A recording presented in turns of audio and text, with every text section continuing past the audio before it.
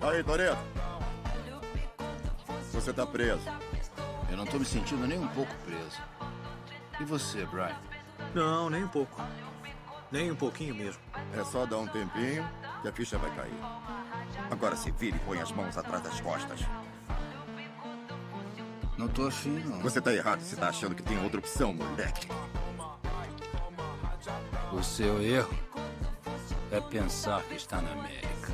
Você está muito longe de casa. Aqui é o Brasil. A gente se vê, Toretto. Tô louco pra isso acontecer. Vou dar a vocês 24 horas. Porque amanhã vou atrás de vocês. A gente ainda se vê. Eu acho que Prestou atenção. Ai, toma, toma, toma. Ai, toma, rajada.